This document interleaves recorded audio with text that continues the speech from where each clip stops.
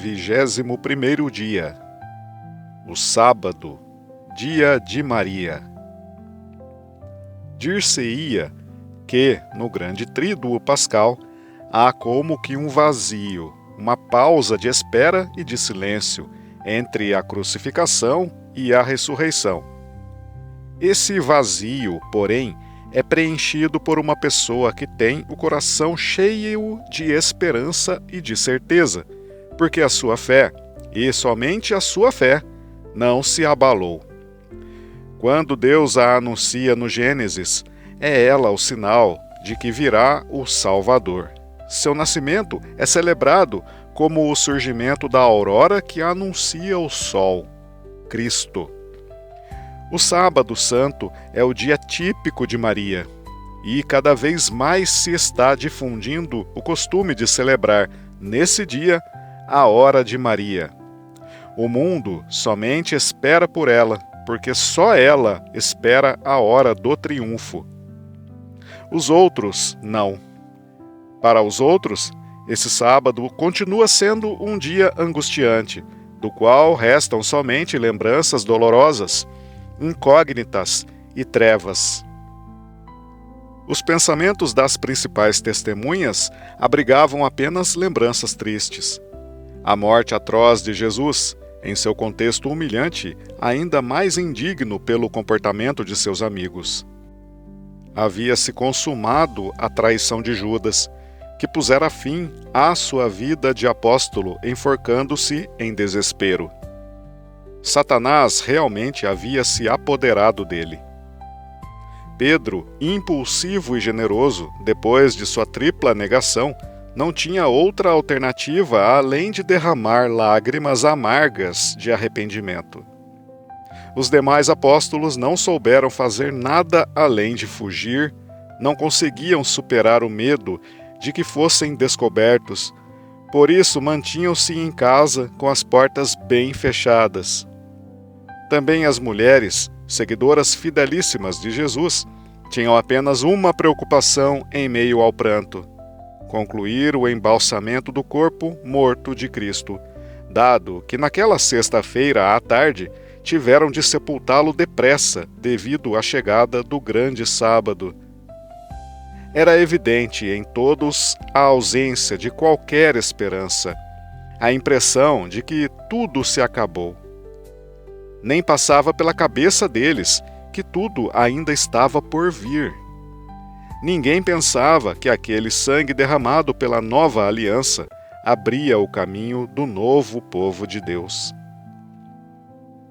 A ressurreição chegará como uma dessas surpresas nas quais é difícil crer, confirmadas por provas que se seguirão em cadeia. Primeiro, o sepulcro vazio e os anjos que proclamam: não está aqui, mas ressuscitou, conforme o Evangelho de São Lucas, capítulo 24, versículo 6. Em seguida, as diversas aparições a pessoas, a grupos, a um conjunto de cerca de 500 fiéis, conforme primeira carta aos Coríntios, capítulo 15, versículos de 6 a 8. A liturgia pascal se caracterizará pelo canto de louvor dirigido à Virgem. Rainha do céu, alegra-te, porque o teu filho ressuscitou, como havia prometido. Porém, antes, naquele sábado silencioso, a única chama de fé da humanidade que permanece acesa é a chama de Maria. Para ela teria sido uma grande libertação poder morrer com o seu filho, mas era preciso iniciar a nova missão de mãe, nossa, recebida justamente de seu filho em agonia. Também a isso dera o seu fiat. Sua missão começa exatamente nesse sábado, quando oferece a Deus algo precioso, do qual ninguém se apercebe. Uma fé inquebrantável.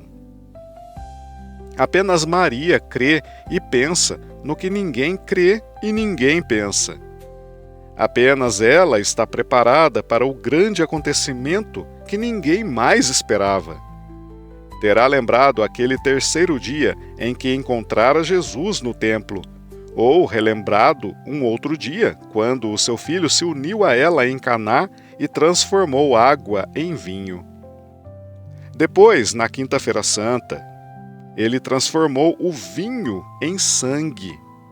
Ou voltaria a lembrar as palavras que provavelmente lhe contaram quando Jesus, prenunciando a paixão, concluía sempre com uma frase que os apóstolos não conseguiam entender: "E no terceiro dia ressuscitarei."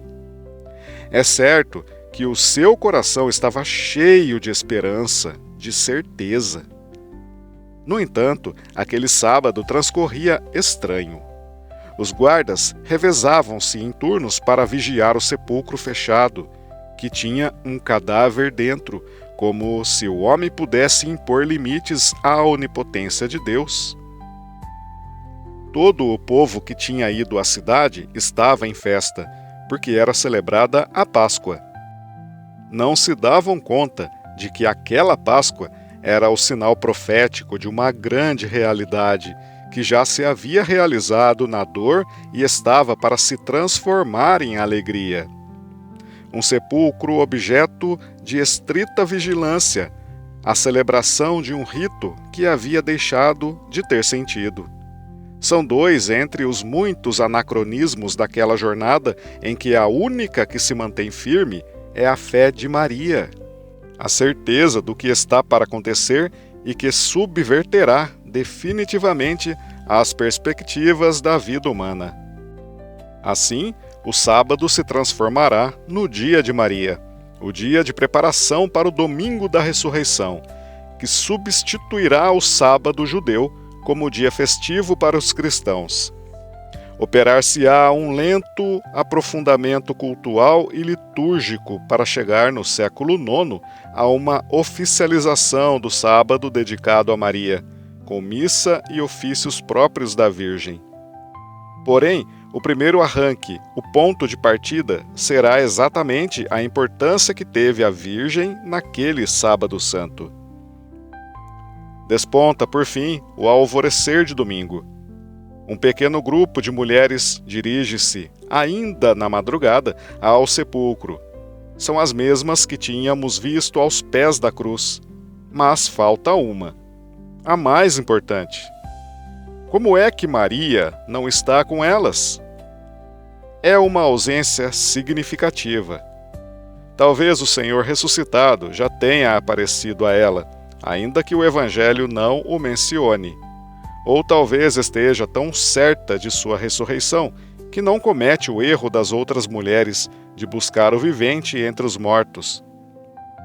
Podemos imaginá-la como quisermos, mas é certo que Maria deixa de ir ao sepulcro por uma razão consistente. As mulheres, admiradas por seu cuidado e fidelidade, encontrar-se-ão com uma surpresa. O sepulcro está vazio. Esse fato faz que as pedras mudas adquiram uma importância particular.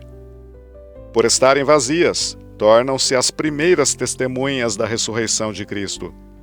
Por isso, o Santo Sepulcro se transformará no lugar mais venerado, amado e visitado pelos cristãos. Depois virão as diversas aparições do ressuscitado, que farão os discípulos de Jesus gritarem entre si: Jesus Cristo vive! Ainda hoje, depois de 2000 anos, a tarefa dos cristãos consiste em gritar a todos os homens: Jesus Cristo vive! Essa é a boa nova que os pode salvar.